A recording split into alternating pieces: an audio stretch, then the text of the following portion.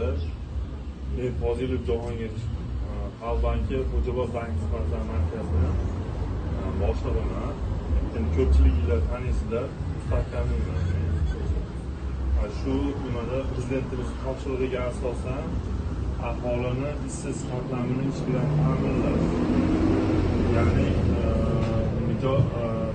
doimiy ishchi daromadli ish o'rinlari bilan ta'minlash hamda yoki tadbirkorlik qilish istagini bildirgan fuqarolarni moliyaviy, ya'ni kredit orqali qo'llab-quvvatlab, uni daromadini oshirish bo'yicha bizga yurtboshimiz tomonidan topshiriq bo'ldi.